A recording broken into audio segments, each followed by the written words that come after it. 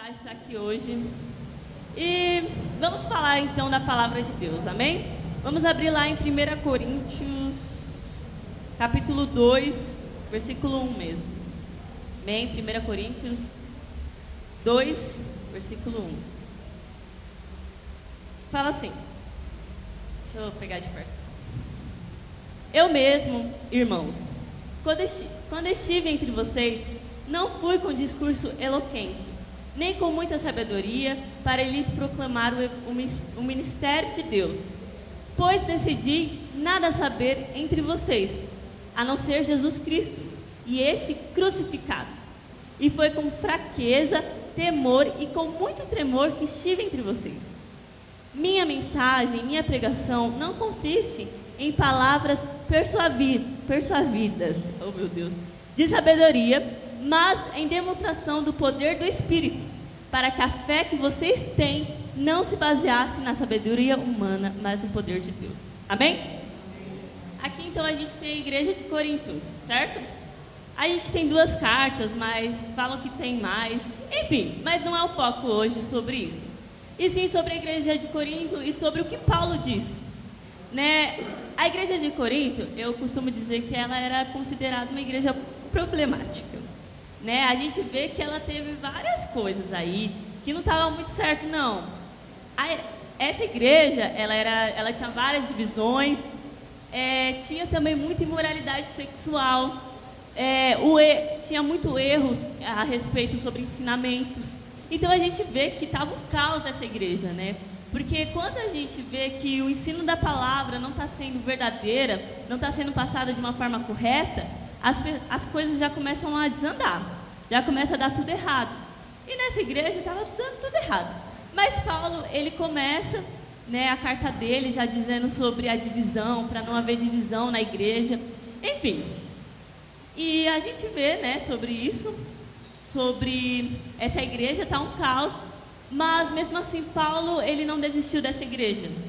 Mesmo assim Paulo, ele continuou falando e dando conselhos para essa igreja. E a gente vê que não foi somente uma carta, foram mais cartas. Por quê? Porque ele queria de fato que a igreja entendesse o que Deus queria para elas. Amém? E sobre Corinto, né? Eu fiquei pensando muito, né, sobre essa igreja, porque a gente pensa que a igreja tem que ser perfeita. A gente pensa que a igreja, ela não pode ter nenhum problema. Mas, na verdade, a gente está o quê? Em busca... Obrigada. A gente está o quê? Em busca de Cristo, em busca da santidade. E a gente só vai ser totalmente pleno lá no céu, amém? E que, não que a gente deve, tipo assim, normalizar isso, não. Mas a gente está no caminho da santidade, amém?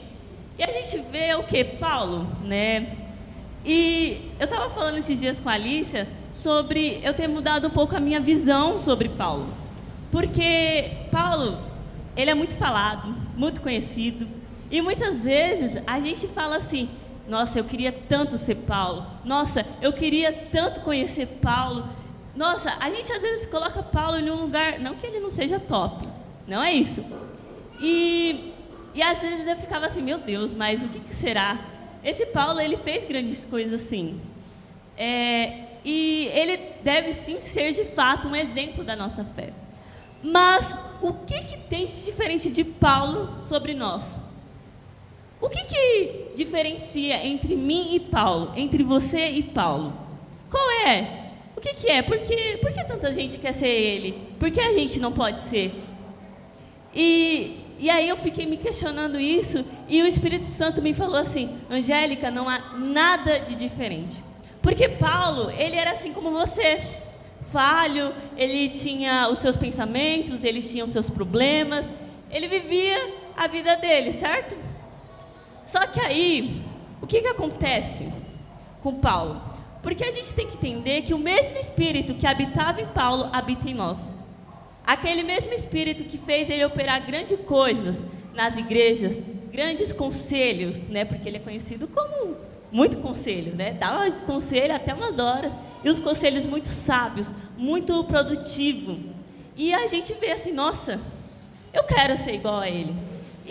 Ou às vezes, nem precisa falar assim, eu quero ser igual a Paulo, Mas muitas vezes a gente olha para os nossos líderes, para os nossos pastores, para Douglas Gonçalves, para tanta gente referência, e a gente fala assim, nossa, como eu queria ser igual àquela pessoa, como eu queria ter aquela fé inabalável, como eu queria orar todos os dias, como eu queria poder ler a Bíblia todos os dias.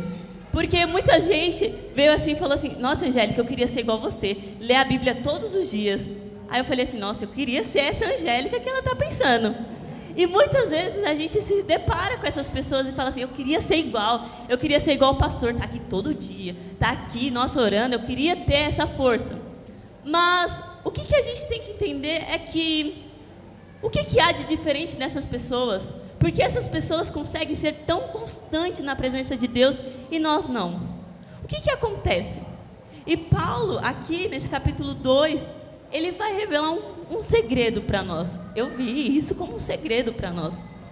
Aonde ele fala sobre o quê? Lá no versículo 2, ele fala assim, pois decidi nada saber entre vocês, a não ser Jesus Cristo. A gente vê aqui Paulo, ele o quê? Renunciando, se esvaziando dele mesmo, se esvaziando das coisas que ele achava certo, se esvaziando de muitas coisas. E a gente pensa, né, agora eu vou falar só um pouquinho sobre a renúncia, é que a gente pensa que a renúncia, ela é apenas por obras. Então, por exemplo, Paulo, o que ele teve que renunciar? Aquela vida pecaminosa que ele tinha, né? Mas apenas, não só em obras, não só deixar de praticar a injustiça nas pessoas, era muito além disso. Era o que? É algo de dentro para fora. Então, antes de haver mudança externamente, tem que haver mudança internamente. Então, Paulo, ele não só deixou de praticar a injustiça, mas ele começou a amar a justiça de Deus.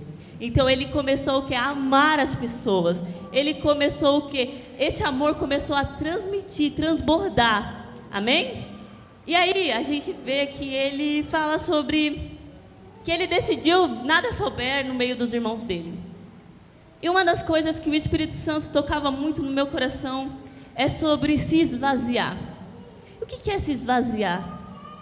É tirar tudo aquilo que nós achamos que é correto, tudo aquilo que nós achamos que é o certo. E uma das primeiras coisas que eu falei assim, Deus, o que eu acho que é certo na minha vida? E o primeiro ponto que Deus colocou foi os sentimentos. Os sentimentos. Por que os sentimentos? Porque a gente deve esvaziar dos nossos sentimentos. A gente vê que até que Paulo, ele tinha certo medo. Olha lá, no versículo 3, olha o que ele fala. E foi com fraqueza, temor e com muito tremor que estive entre vocês. Então ele estava meio ansioso. O que será que vai acontecer no meio desse povo? Então a gente vê o quê? Que uma das coisas que a gente tem que fazer é esvaziar dos nossos sentimentos. Mas por que esvaziar dos nossos sentimentos? Às vezes os nossos sentimentos nos adoecem. E a gente vê isso claramente sobre um exemplo muito fácil. É a ansiedade. A ansiedade é um sentimento gerado em nós. E que isso muitas vezes nos adoece. Muitas vezes nos tira a paz. Muitas vezes fala assim, meu Deus. E não só isso, mas como a tristeza. Muitas vezes a tristeza nos corrompe, sabe? Nos adoece. Quando a gente dá ouvido, quando a gente alimenta esses sentimentos, eles começam a tornar o rumo da nossa vida, o objetivo supremo da nossa vida. Então, quando a gente fica triste, a gente, nossa, não para de fazer as coisas, enfim, muitas coisas. E por isso que muitas das vezes a gente precisa esvaziar dos nossos sentimentos, esvaziar daquilo que nós achamos que é correto.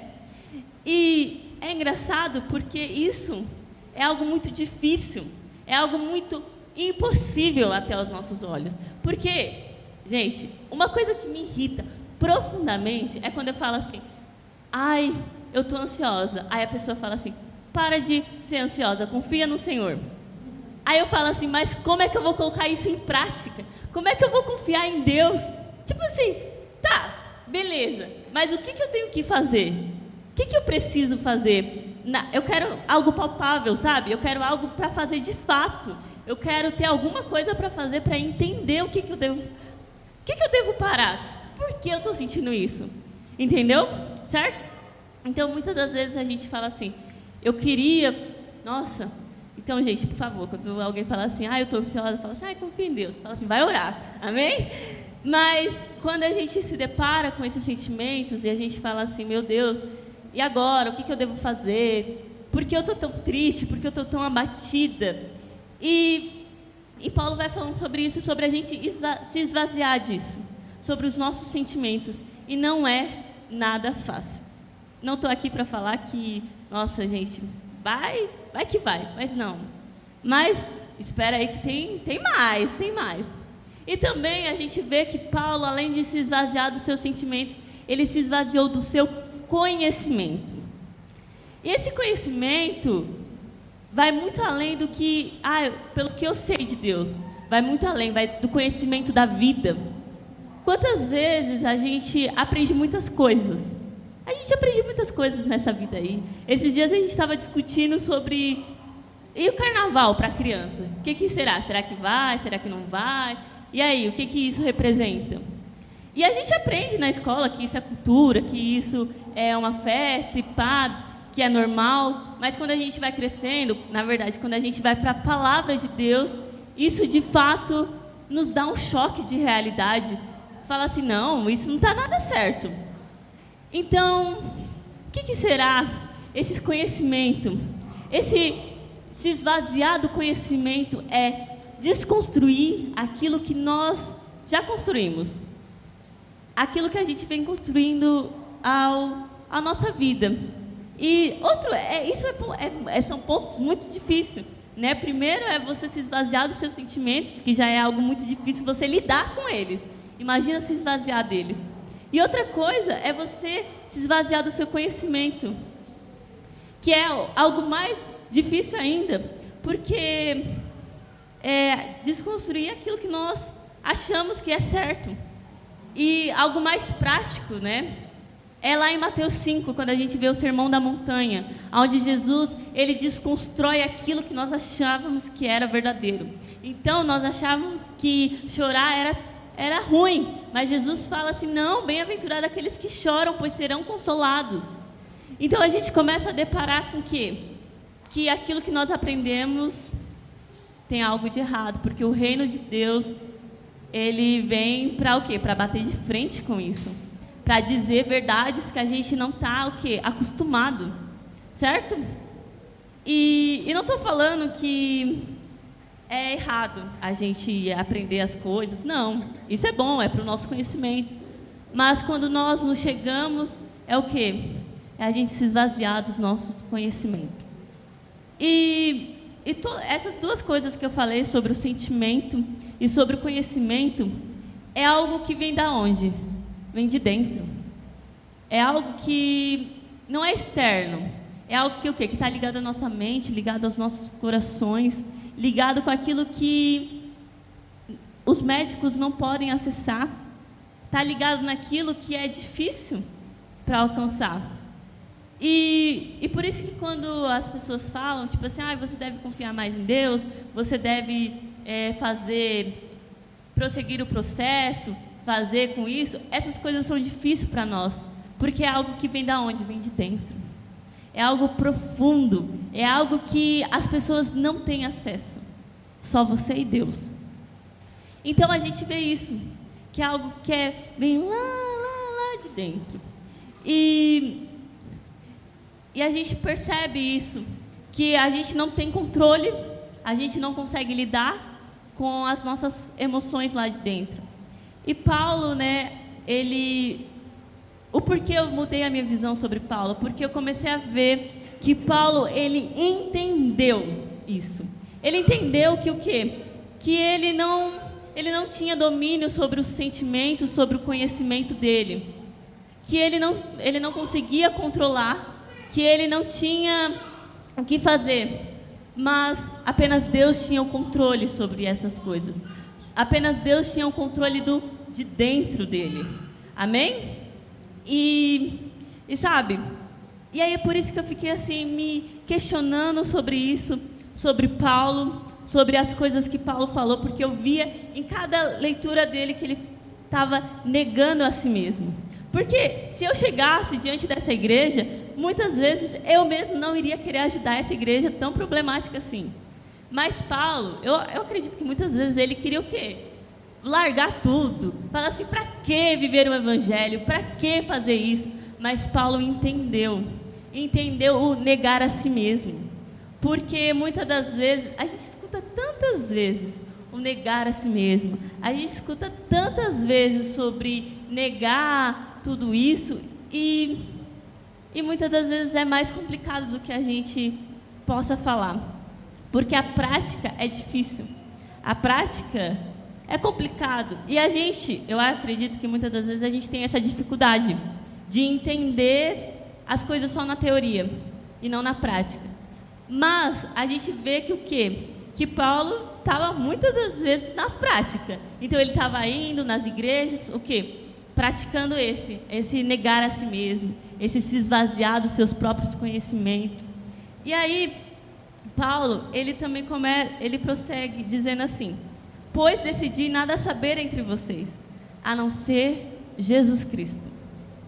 Então, Paulo fez mais ou menos assim na prática. Desligou as coisas dele e ligou só para Jesus, sabe? Jesus on. Então, ele ligou isso e falou assim: não, eu só quero agora só Jesus. Só Jesus. Por quê? Porque ele entendeu que só há espaço para Jesus no coração dele. Porque ele entendeu que as coisas que, sabe, essas coisas não preenchem a gente de fato. Os nossos próprios sentimentos, os nossos próprios pensamentos não preenchem a nós. E é como se fosse uma bexiga. Porque a bexiga, ela preenche o espaço, mas dentro dela é vazia.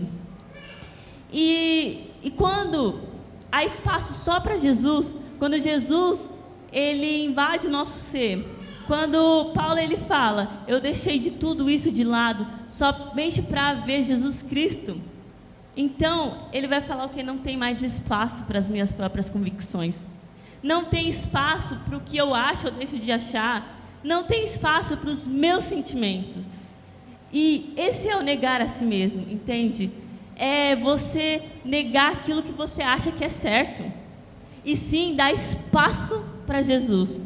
Então, quando a gente dá espaço para Jesus, não tem mais esse espaço para inveja, não tem mais espaço para mentira, porque quando a gente fala sobre Deus ele ser um Deus santo, é um Deus que não consegue conviver com o pecado, é um Deus que não convive com o pecado, é um Deus totalmente separado, é um Deus totalmente maravilhoso. E sabe, a gente entender isso, que quando só há espaço para Deus, não há espaço para as coisas deste mundo, não há espaço para aquilo que a gente acha que é certo ou é errado, só há espaço para Ele. E gente, não tem como dividir esse espaço com Jesus, porque só Ele cabe dentro de nós, somente Ele. E é por isso, Deus não vai ficar brigando, tipo assim, para ver quem é o melhor, não. Ele tem um espaço dele. E o porquê Paulo, ele se esvaziou de si mesmo, porque Paulo, ele fez tudo isso para pregar o evangelho puro. Porque até que ele fala aqui, no versículo 5, para que a fé que vocês têm não se baseasse na sabedoria humana, mas no poder de Deus. Então Paulo, ele fez tudo isso, se esvaziou de si mesmo, para o quê? Para pregar o evangelho puro, para pregar Jesus Cristo crucificado. E a gente, muitas das vezes, queremos fazer o quê? Queremos fazer coisas, a gente do evangelismo quer fazer cartazes, não que isso seja errado, não, é uma forma excelente, mas o principal objetivo é qual? Jesus Cristo crucificado. Por que Jesus Cristo crucificado? Porque Jesus Cristo crucificado, ele representa o quê? Ele representa que nós não temos mérito. Porque Jesus crucificado, ele representa o quê? A glória divina, imerecida, a graça de Deus que veio sobre nós.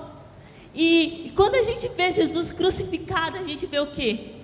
Redenção, amor. Então é por isso que nós devemos o quê? O evangelho puro, ver o evangelho puro, que é Jesus crucificado. E isso batia na tecla, Jesus batia, é eu crucificado. Porque quando é eu crucificado, vocês começam a se esvaziar de si mesmo. Vocês começam a entender o que eu fiz por vocês. Vocês começam a entender o meu amor por vocês. E a gente vê lá no capítulo 13, Paulo dizendo: não vale nada se não tiver o amor. E quem é esse amor? O próprio Jesus Cristo crucificado. É Ele próprio no madeiro. E a gente tem que entender, porque quando a gente olha para Ele, a gente entende, não houve mérito. Nós não merecíamos. E muitas das vezes, o pessoal dessa igreja estava tendo divisão. Por quê? Porque estava achando que era melhor do que o outro. Porque estava achando, não, eu fui batizado por Paulo. Não, eu fiz isso, eu fiz aquilo. Mas Paulo, ele fala, o que adianta? O que adianta se você não tem o amor? O que adianta se Jesus Cristo não for o centro da sua vida? E isso me pegou de jeito, porque eu vou confessar algo para vocês. Muitas vezes eu me sentia superior às outras pessoas, porque eu falava assim: eu tenho Jesus, ela não tem. Eu tenho a Cristo, ela não conhece. Mas que mérito eu tive? Mas que mérito eu tive para Jesus ter sido crucificado? Na verdade, eu fui a culpada por isso. Na verdade, eu sou a mais pecadora de todos. E quando nós entendemos de fato, quando nós olhamos para Jesus na cruz, nós entendemos que os nossos sentimentos muitas vezes não valem. Muitas vezes, o que vai adiantar eu fazer muitas coisas se de fato Ele não tiver em mim? Porque quando nós olhamos para Ele, nós entendemos a nossa identidade. A nossa identidade. E Paulo entendeu a identidade dele. Porque no capítulo 9 ele vai falar: eu fui chamado para ser apóstolo. E para ser apóstolo, eu tive que renunciar. Eu tive que viver no desconforto. E quando nós queremos ser Paulo, depois disso eu fiquei assim: eu não quero não. Por quê? Porque nós vemos que ele passou por lutas. Ele passou por quê? Por muitas coisas que pessoas devem ter falado para ele, por lidar com essas igrejas, por lidar com pessoas difíceis. Muitas vezes a gente olha para pessoas no nosso trabalho que são difíceis de lidar, e a gente fala assim: só Deus na causa, deixa Deus trabalhar. Mas não, muitas das vezes nós temos que de fato lidar com elas. E Paulo, por ele ter entendido a identidade dele em Cristo, ele o quê? Ele entendeu a responsabilidade. No capítulo 9 ele fala: eu entendi, eu preciso pregar o evangelho, senão eu não vivo sem isso, senão não tem como. Então, sabe, e Paulo estava totalmente cheio da presença de Deus, estava totalmente cheio de Deus. E hoje eu quero perguntar para vocês, hoje eu quero deixar esse questionamento: do que você está cheio hoje? Quais são os sentimentos que estão te atormentando? O medo? Tristeza? Ansiedade? O que? Depressão? Insônia, às vezes? O que você está cheio? De amargura? Rancor? O que será? Falta de perdão? Porque muitas vezes isso nos rouba. Porque muitas vezes nós estamos cheios disso. E o que será que nós precisamos nos esvaziar? O que será que nós precisamos esvaziar para o quê? Para que o Espírito Santo tenha lugar em nossa vida. Para que o Espírito Santo habite em nós. Para que o Espírito Santo seja movido em nossas vidas. O que será que está nos faltando? O que será que nós estamos tão cheios que a gente não consegue abrir espaço para Jesus? Porque quando nós estamos cheios de raiva, não tem espaço para Jesus. Não tem espaço. Porque a gente não quer nem saber dele. E sobre a identidade, lá no capítulo 6, no versículo 11, Paulo vai falar para a igreja parar de praticar imoralidade. Por quê? Porque ele falou assim: porque vocês foram lavados, remidos pelo sangue de Jesus. E aí, mais uma vez, é Paulo apontando para Jesus crucificado. Porque quando a gente olha para Jesus crucificado, a gente entende, nós fomos lavados. Ele era aquele sacerdote, o sumo sacerdote que nós precisávamos. Ele era aquele que nós precisávamos para o quê? Para nos perdoar, para morrer em nosso lugar, o Cordeiro perfeito. Então, amados, quando você estiver ansioso, ou estiver com tristeza, ou tiver alguma coisa assim, olha para a cruz. Olha para Jesus Cristo crucificado, porque nós vamos entender que o amor dele supre todas as coisas. O amor dele supre todas as tristezas. O amor dele supre tudo aquilo que nós achávamos que era certo. O amor dele supre todas as coisas. Então, quando nós chegamos diante dele, nós não precisamos da aprovação de ninguém, porque nós já temos ele. Nós não precisamos de querer buscar as coisas dessa terra, assim como a Alicia falou nos dízimos, nas ofertas. Nós não precisamos, porque a nossa alegria está o quê? Nele. Então, sabe qual é o seu exercício na prática? Simplesmente olha pelo que Jesus fez na sua vida. Olha o que Jesus fez, porque isso vai muito além do que a gente possa imaginar. Um Deus santo, um Deus maravilhoso veio aqui e se fez homem. Homem perfeito. Então, o que vai adiantar a gente fazer tudo e se não tiver Ele? A gente vai ser vazios. Amém? E eu quero que essa questão fique dentro do seu coração. Do que você está cheio? Do que você está cheio? O que o seu coração está cheio? Vamos nos levantar e orar e pedir para que Deus venha nos mostrar. Pai,